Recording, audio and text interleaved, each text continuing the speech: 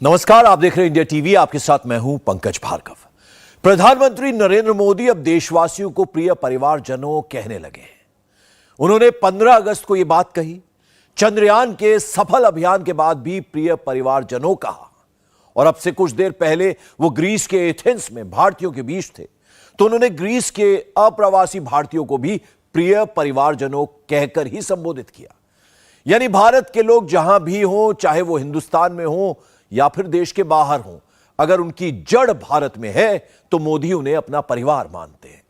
मोदी ने ग्रीस में भारत के लोगों को क्या किस्सा सुनाया है, चंद्रयान का कौन सा किस्सा अपने मित्रों और साथियों को बताने के लिए कहा है, मोदी के परिवारजनों वाला यह पूरा संबोधन आपको सुनाते हैं। यह मोदी का इवेंट नहीं, भारत की ग्लोबल पोजीशनिंग का सीमेंट है। यह पूरी दुनिया में फैली भारत की डायस्पोरा का कमाल है, मोदी का धमाल है। यह दुनिया में जमती भारत की धाक है, विज्ञान के बहाने चंद्रयान की छाप है। मैं आज ग्रीस में आपके बीच आकर एक बार फिर सभी को चंद्रयान उसकी एक भव्य सफलता के लिए बहुत बहुत बधाई देता हूं।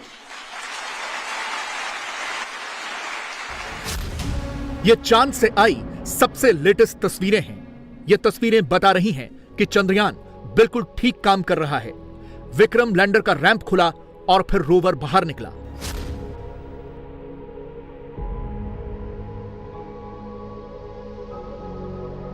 यह सब 23 तारीख को ही हुआ है, यानी जिस दिन चंद्रयान की सुरक्षित लैंडिंग हुई थी। बस तस्वीरें अभी आ रही हैं। इसरो ने बताया है कि अभी तक सब कुछ वैसा ही चल रहा है जैसा कि प्लान किया गया था। रोवर प्रज्ञान ने करीब 8 मीटर की दूरी तय की है। उसके दोनों उपकरण LIBS और APXS भी ऑन कर दिए गए हैं। प्रोपल्शन मॉड्यूल, लैंडर मॉड्यूल और रोवर के उपकरण ठीक काम कर रहे हैं। कुल मिलाकर चंद्रयान 3 भारत के पोस्टकार्ड का ग्लोबल सिंबल बन चुका है।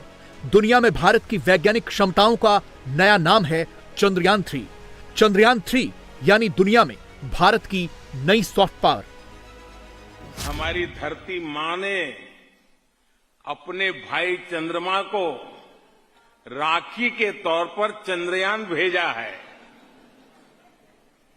और देखिए, चंद्रमा ने कितनी अच्छी तरह उस राखी की मर्यादा रखी, उसका सम्मान किया। अभी तक पूरी दुनिया में भारत की पहचान यह है। करीब 450 साल पहले बना ताजमहल, लेकिन आज भारत का इंटरनेशनल सिंबल बदल गया है। अब भारत चंद्रयान 3 के नाम से पहचाना जा रहा है। इसका सबूत है पूरी दुनिया में हो रही भारत की तारीफ।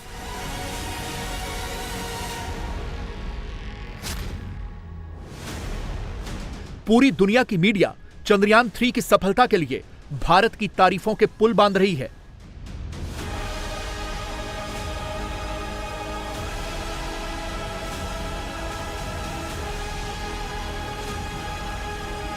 India has done it. India has made space history. India has become the first nation to spacecraft Chandrayaan-3. India is the first country in the world to land a spacecraft near the moon's south pole. This agency is celebrating the successful moon landing of its Chandrayaan-3 spacecraft.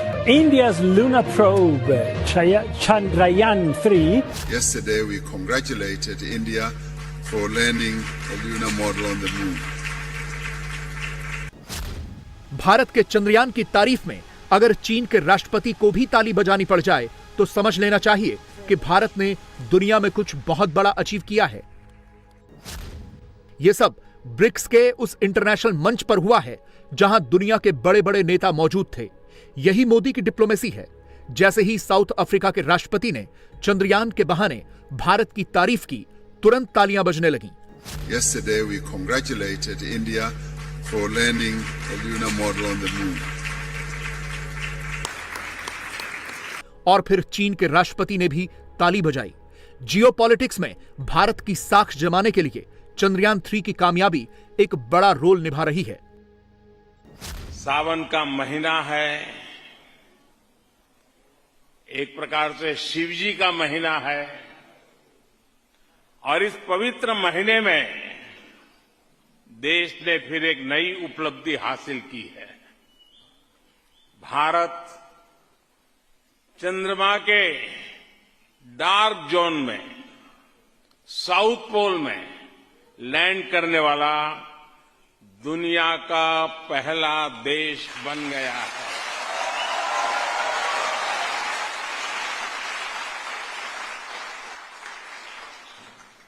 Bharat ने चंद्रमा पर तिरंगा लहराकर पूरे विश्व को भारत के सामर्थ्य का परिचय कराया है। ऊपर से भारत कैसा दिखता है आपको? जी, मैं बगैर किसी झिझक के कह सकता हूँ कि सारे जहां से अच्छा। भारत में अभी तक जब भी स्पेस या अंतरिक्ष की बात होती है तो सिर्फ यही मोमेंट याद रहता है। पूर्व प्रधानमंत्री इंदिरा गांधी का राकेश शर्मा से वो सवाल कि ऊपर से भारत कैसा दिखता है। ऊपर से भारत कैसा दिखता है आपको? जी, मैं बगैर किसी झिझक के कह सकता हूँ कि सारे जहां से अच्छा। लेकिन अब भारत के अंतरिक्ष विज्ञान और उसकी संभावनाओं की परिभाषा बदल गई है, क्योंकि अब हिंदुस्तान अंतरिक्ष से ही नहीं बल्कि पूरी दुनिया से अच्छा दिख रहा है, और ये मौका दिया है चंद्रयान 3 ने। दुनिया भर से बधाई संदेश आ रहे हैं, लोग अपनी शुभकामनाएं भेज रहे हैं, और मुझे पक्का विश्वास है लोग आपको भी बधाई देते होंगे। देते हैं ना? ढेर सारी बधाई आपको भी मिल रही है ना? हर हिंदुस्तानी को मिल रही है। पूरा सोशल मीडिया बधाई संदेशों से भरा हुआ है। जब सफलता इतनी बड़ी हो तो सफलता, उसका उत्साह ये भी लगातार बना रहता है।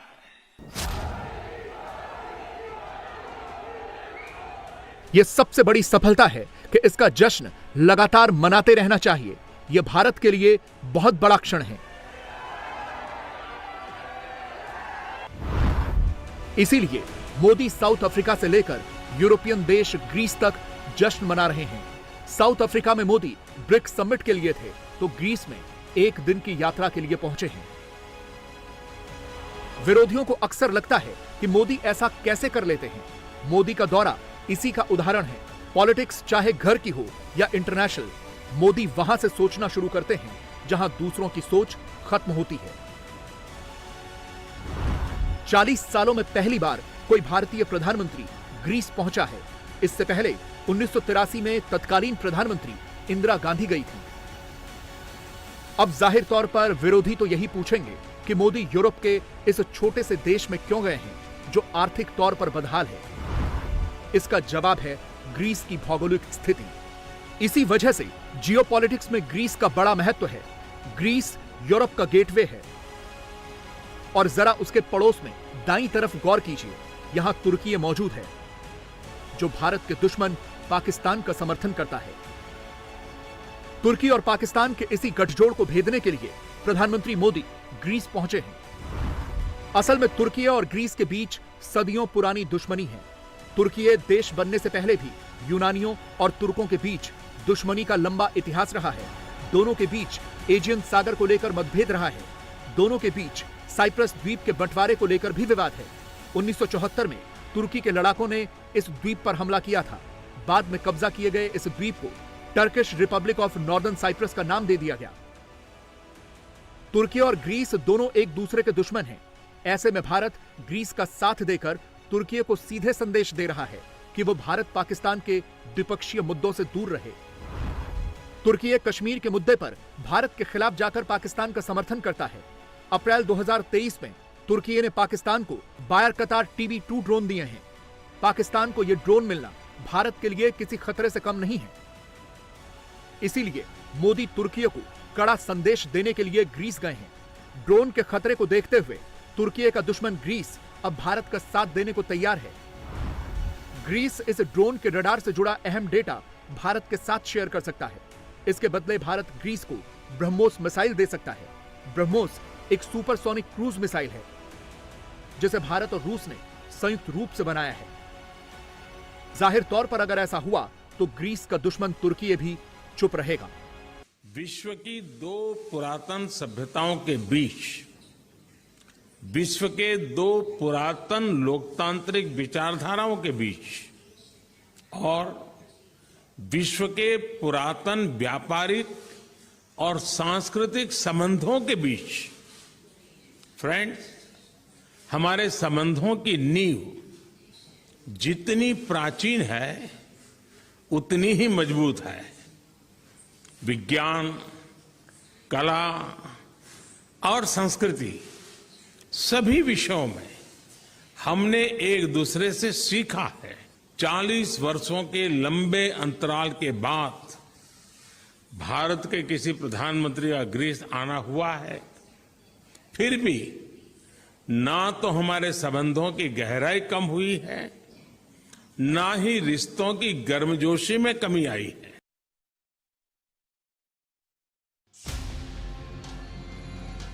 ग्रीस के लिए भारत भी महत्व रखता है। उसे भारत की जरूरत है। उसे सिर्फ भारत से रक्षा सहयोग ही नहीं चाहिए। ग्रीस चाहता है कि भारत यूरोप में दाखिल होने के लिए उसके बंदरगाहों का इस्तेमाल करे। भारत अभी ईरान के चाबहार पोर्ट से यूरोप में अपने पांव पसारने की तैयारी कर रहा है। भारत और ग्रीस अपना द्विपक्षीय व्यापार 2030 तक दोगुना करने वाले हैं। 2022-23 में दोनों देशों के बीच 160 अरब रुपयों का व्यापार हुआ। भारत ने 95 अरब रुपयों का आयात किया और 64 अरब रुपयों का निर्यात किया। आज प्रधानमंत्री जी और मैंने भारत ग्रीस पार्टनरशिप को स्ट्रेटेजिक स्तर पर ले जाने का निर्णय लिया है।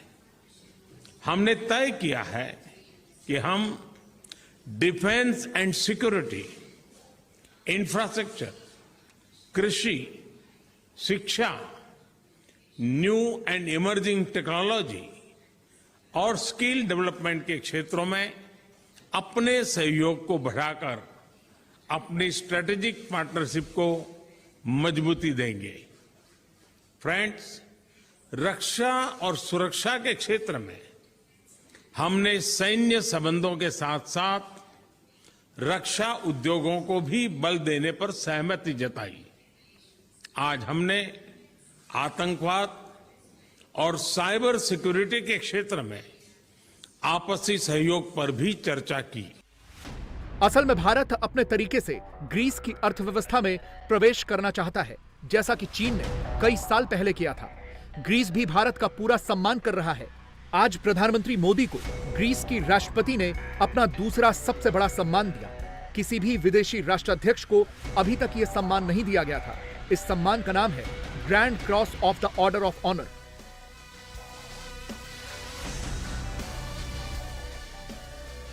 और आपने देखा है, ग्रीस की सरकार ने मुझे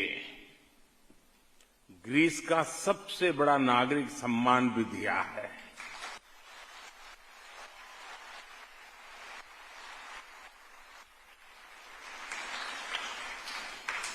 इस सम्मान के हकदार आप सब लोग हैं। इस सम्मान के हकदार 140 करोड़ भारतीय हैं।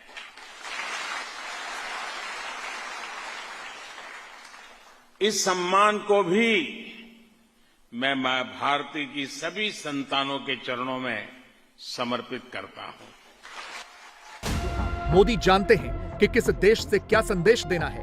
उन्हें पता है कि ग्रीस यानी प्राचीन यूनान दुनिया की सबसे पुरानी सभ्यताओं में से एक है। यहीं से वो रोमन अंपायर निकला था जिसने दुनिया के बहुत बड़े हिस्से पर राज किया। इसीलिए मोदी का ग्रीस जाना दुनिया की दो सबसे पुरानी सभ्यताओं का मिलन भी था। ग्रीस और भारत के रिश्ते सदियों से हैं।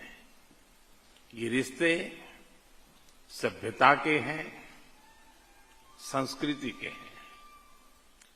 ग्रीक इतिहासकारों ने भारतीय सभ्यता का बहुत गहन वर्णन किया है। ग्रीस और मौर्य साम्राज्य के बीच मित्रतापूर्वक रिश्ते रहे। सम्राट अशोक के भी ग्रीस से बहुत अच्छे संबंध रहे। जब दुनिया के बहुत बड़े हिस्से में डेमोक्रेसी के बारे में चर्चा तक नहीं होती थी, तब हमारे यहां लोकतांत्रिक व्यवस्थाएं थी। एस्ट्रोनॉमी हो, मैथमेटिक्स हो, आर्ट्स हो, व्यापार हो, हम दोनों सभ्यताओं ने एक दूसरे से बहुत कुछ सीखा है और एक दूसरे को बहुत कुछ सिखाया भी है। अगर भारत की एक सॉफ्ट पावर चंद्रयान और विज्ञान है, तो दूसरी सॉफ्ट पावर ये डायस्पोरा भी है, जो पूरी दुनिया में मौजूद है। और मोदी जहां भी जाते हैं, यही इंडियन डायस्पोरा उनके स्वागत के लिए पहुंच जाता है।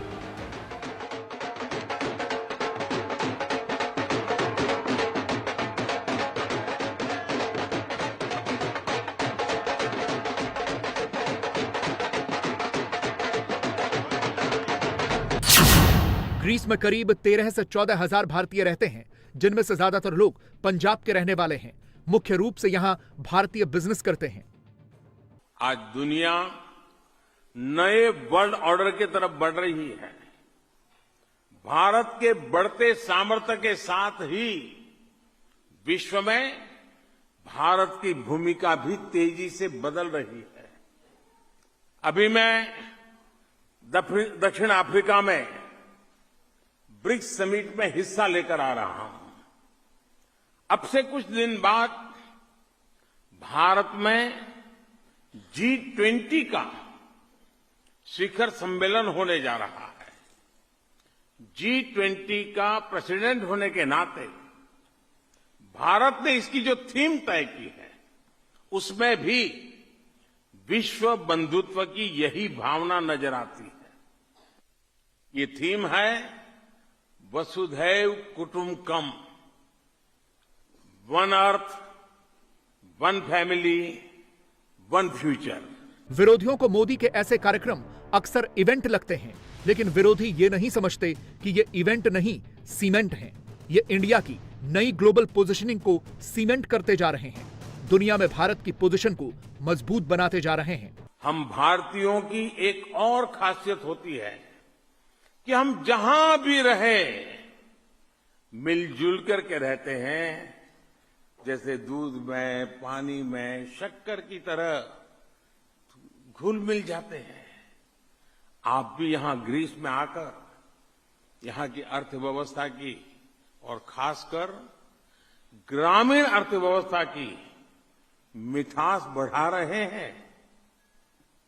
आप यहां ग्रीस के विकास के लिए इतनी मेहनत कर रहे हैं। इंडिया टीवी हर वक्त हर जगह डाउनलोड करने के लिए सर्च करें India TV news Google play store या ऐप स्टोर पर।